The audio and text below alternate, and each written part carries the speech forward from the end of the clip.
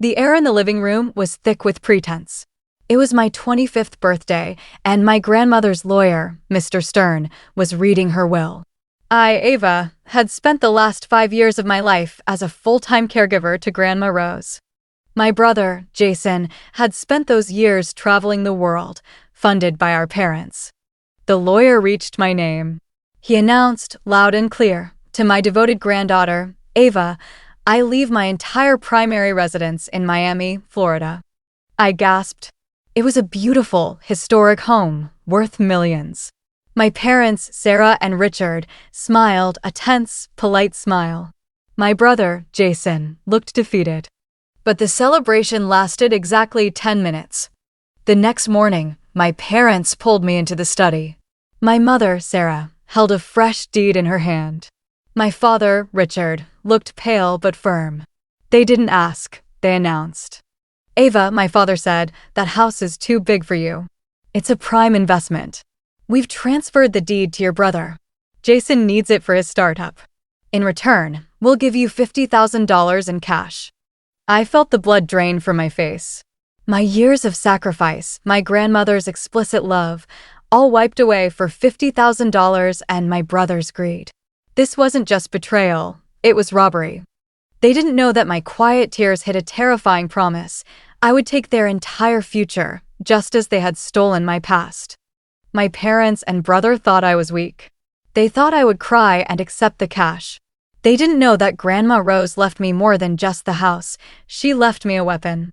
Before I reveal the shocking legal condition Grandma built into that house, tell me, would you have accepted the $50,000, or would you have hired a lawyer and fought your parents?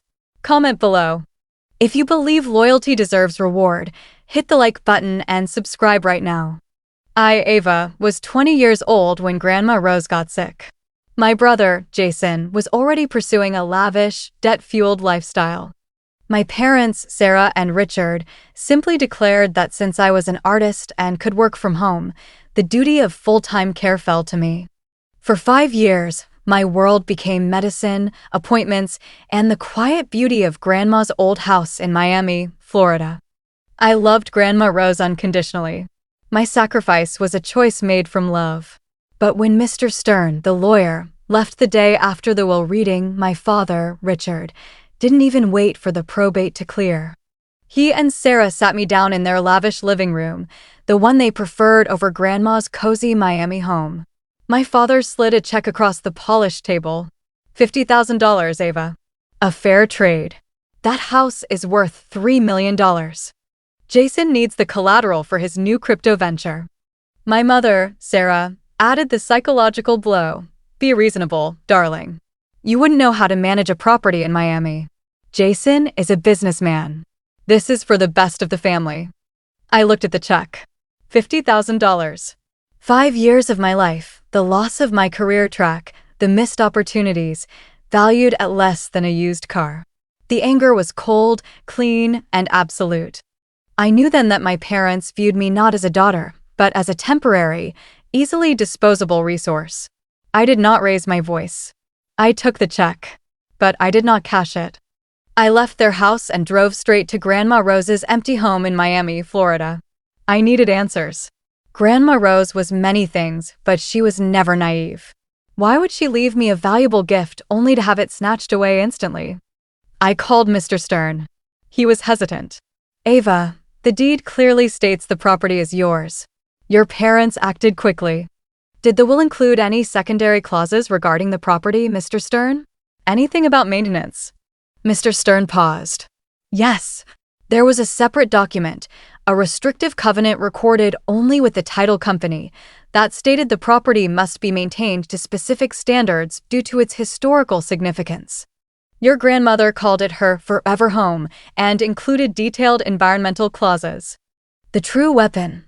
I remembered Grandma Rose's deep fear of the old, failing seawall protecting the Miami property from erosion. The restrictive covenant meant that if the seawall failed or was structurally damaged, the property's title would be invalidated, and the entire proceeds of any sale would be donated to the Miami Historical Trust. 3 months passed. Jason and my parents were ecstatic. They had successfully leveraged Grandma's house for a massive commercial loan in Miami. They saw me as neutralized. I, Ava, watched from afar. I never cashed the $50,000 check. I gathered evidence. I hired a private architectural surveyor to examine the seawall. His report was chilling. The wall was deteriorating rapidly.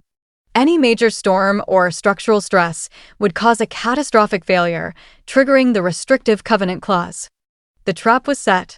I didn't warn them. I let them sink their money into Jason's new venture, which was already showing signs of collapse. They were spending the borrowed money, convinced they had won. The final moment of their hubris came when Jason called me. He wasn't apologetic. He was gloating. "Thanks for the house, sis. I'm selling it next month. I'll send you a postcard from the Maldives. You should have taken the $50,000 and been grateful."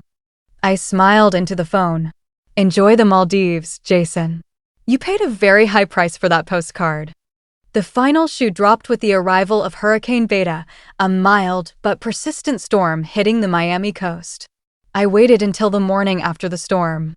I directed my lawyer, Mr. Stern, to immediately file the structural survey and the restrictive covenant with the city planning and the bank's legal department. The bank, seeing a massive, undisclosed environmental and structural liability, instantly froze the loan and demanded full immediate repayment. The title was officially revoked and flagged for transfer to the Miami Historical Trust. The collapse was spectacular.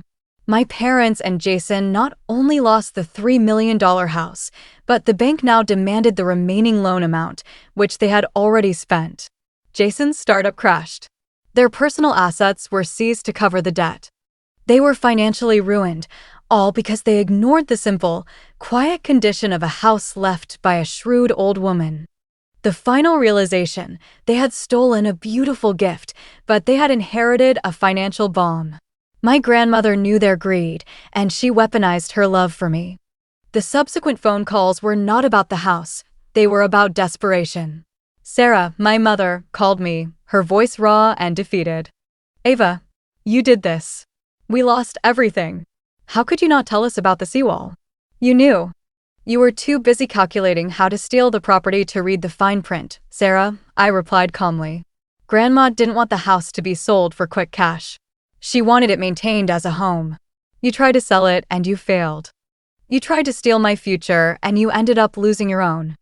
I took the uncashed $50,000 check, tore it into tiny pieces, and mailed it back to my father. My final message was clear: my dignity is not for sale. I used the money from my old job to start my new life. I had no house, no millions, but I had my freedom. I left Miami and the painful shadow of their betrayal behind.